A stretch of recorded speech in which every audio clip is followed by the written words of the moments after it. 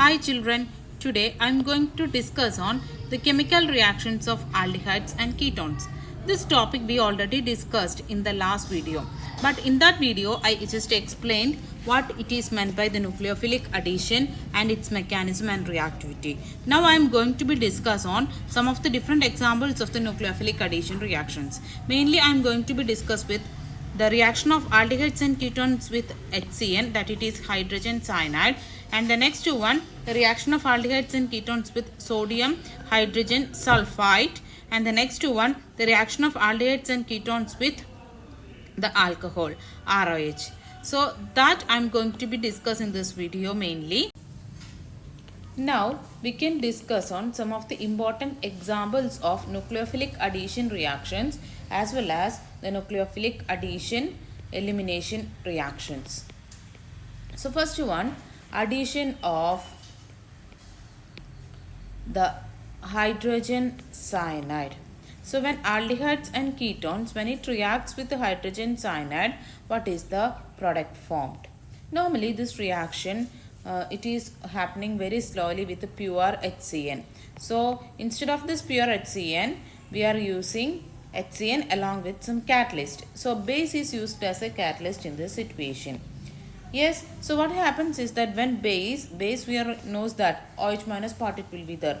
When OH minus, when it is combining with this HCN, when we used this OH minus as a base, so you know that H2O part, this is plus portion, this is minus portion, and CN minus portion it will be arises. So nucleophile it will be generated very easily in the presence of a base.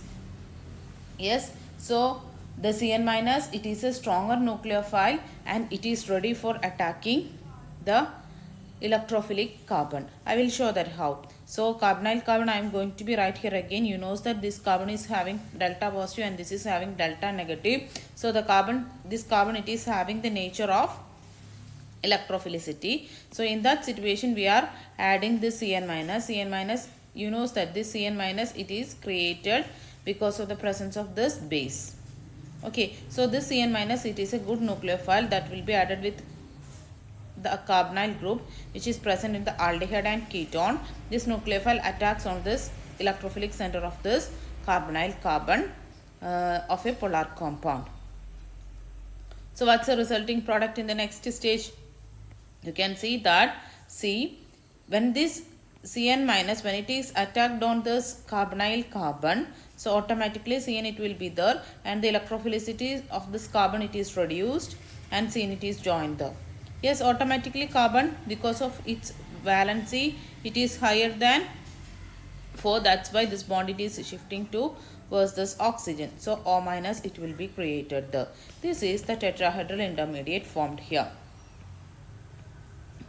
After the formation of the tetrahedral intermediate, yes, so H, in the case of Cn minus, there is an H plus portion also there. That H plus portion, when it is joined, not here, this H plus portion when it is joined here, automatically the joining it will be happen with O minus and results OH. This compound formed here, it is said to be cyanohydrin.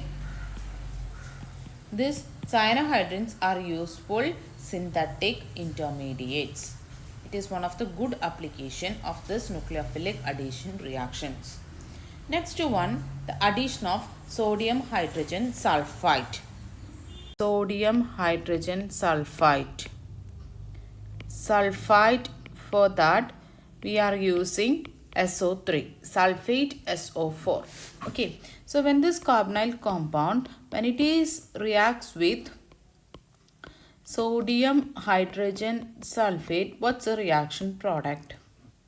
Here you know that Na is having the positive part and SO3H we considered as a negative part. So what happens, this nucleophile it will be attacking to the electrophilic carbon. So in the next step the product it is SO3H. Then when this nucleophile, when it is attacks this electrophilic carbon, automatically this bond is shifted to the O minus. The O minus portion it will be joined with Na. You will get the product, it is like this. In the next step, proton transfer, it will be takes place. Proton transfer means here this H and Na, H plus and Na plus, it will be transfer each other and you will get the product bisulfite addition compound it will be getting. So OH SO3 Na. Its name is bisulfite addition product. Here you can see two places the equilibrium. Here it is said to be that the position of the equilibrium lies largely to the right hand side for most of the aldehyde. Why it is said to be like that? Because here you know that the equilibrium, this is the product, it is formed here now. So one position it is H. So it easiest the nucleophilic attack it will be takes place, so automatically the product formation it is easy compared to that of the ketone. But in the case of ketone, here two steric because of bulky groups here the steric resonance it is arising, so that's why easiest formation it is not possible. That's why we are saying that in the case of an aldehyde, when we are preferring the H, one of the H it is here, that's why it preferably forms the product. That's why we are saying that it is equilibrium shift to the right hand side. But in the case of ketone, because of the bulky groups it is present, equilibrium shift in the backward direction because of the fact that there is less chance compared to that of the aldehyde, the product formation. That's why we are telling that. Then bisulfite addition product it is formed here, now that it is a crystalline solid.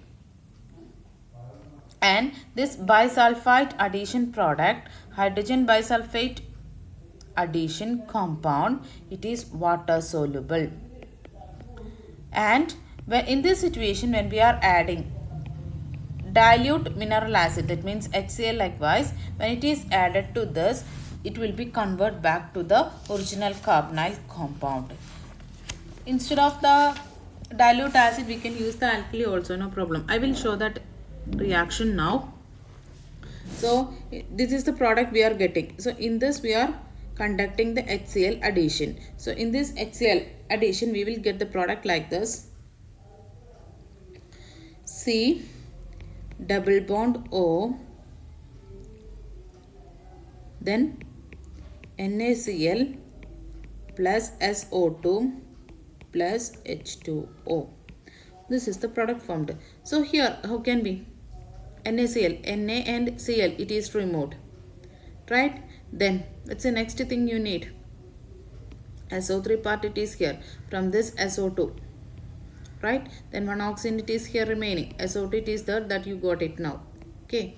Then from that O it's there, here one H it's there, here also one more H, that it is H2O. So likewise you can create the original carbonyl compound. In the beginning of this reaction we have taken this carbonyl compound, no, at the end also you can make the same carbonyl compound if you want by treating with dilute mineral acid, or if you are using the same bisulfate addition product with NaOH, you will get again the carbonyl compound, the product. How?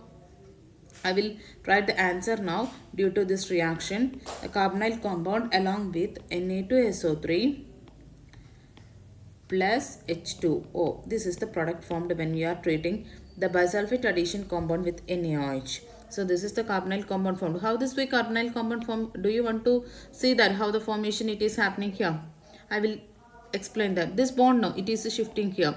So H is releasing as H positive, right? Then this bond it is going along with this. So NaSO3 it's there, and in the case of NaOH when we are added there is an Na2SO3 it is arising.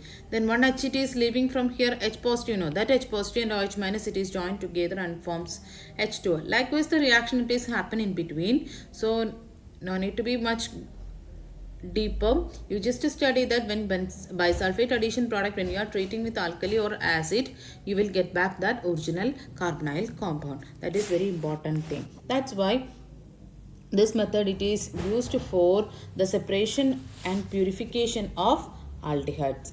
Separation and purification.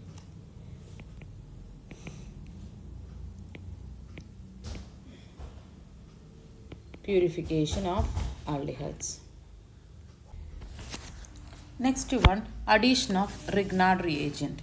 Grignard reagent, everyone knows that it is R, Mg, Br or X.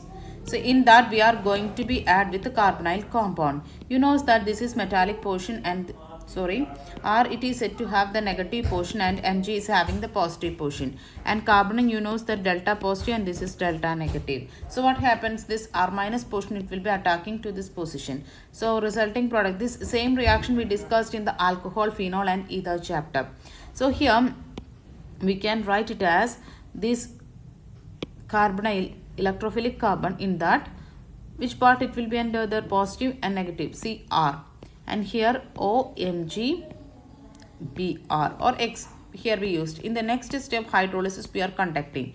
Here the bond it is broken, here H comes here, OH comes here. So what's the resulting product? O C R here, OH here, then plus Mg OH X.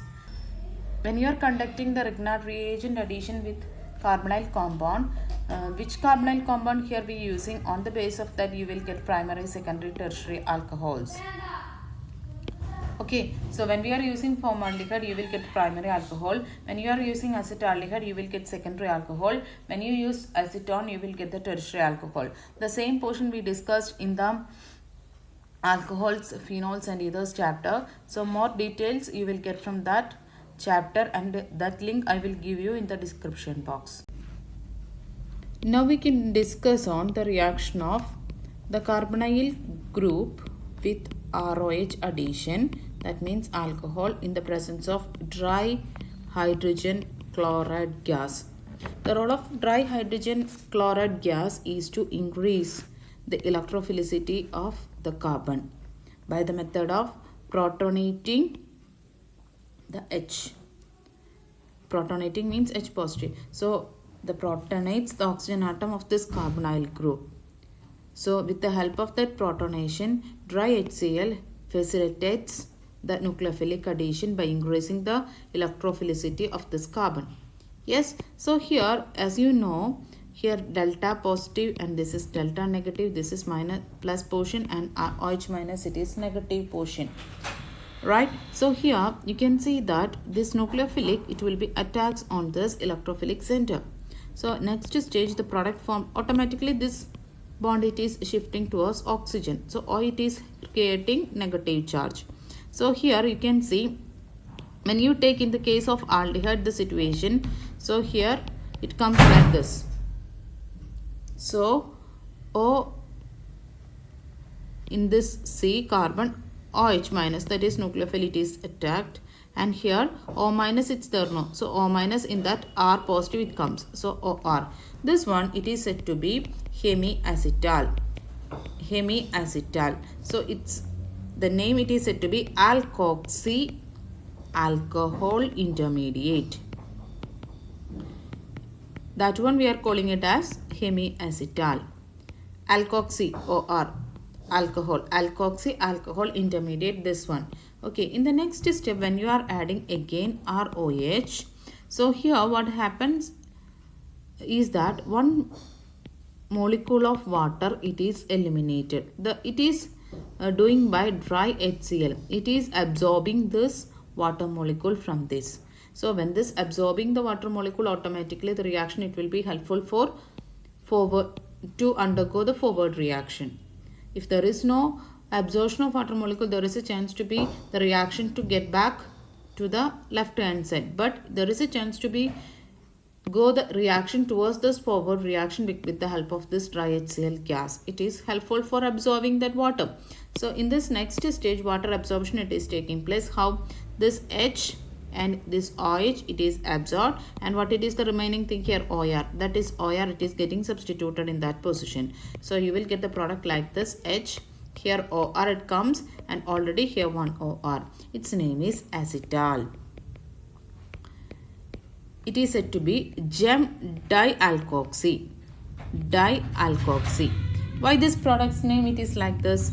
Dialkoxy or it is said to be alkoxy. So dialkoxy. Gem means in the same carbon both it will be the, that is said to be that type of compounds we are calling it as gem.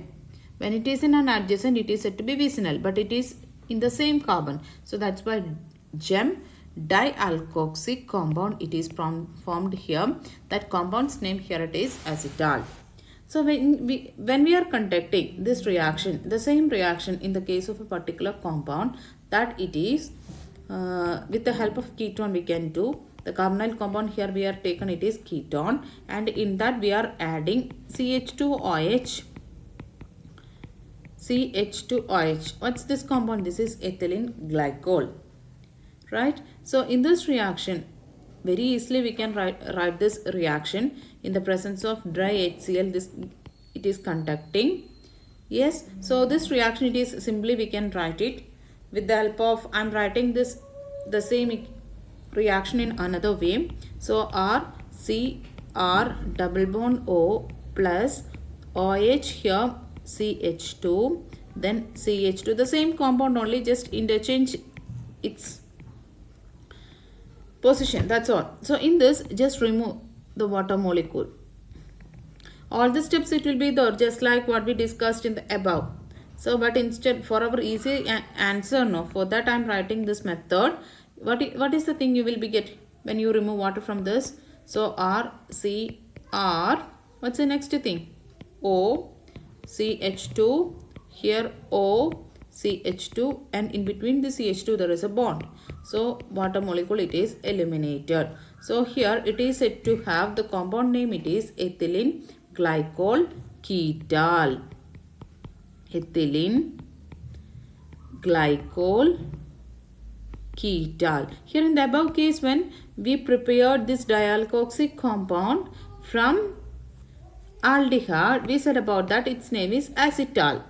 It is prepared from aldehyde. But when you are preparing the dialkoxy compound, this is dialkoxy compound. When you prepare from this ketone, its name is ketal.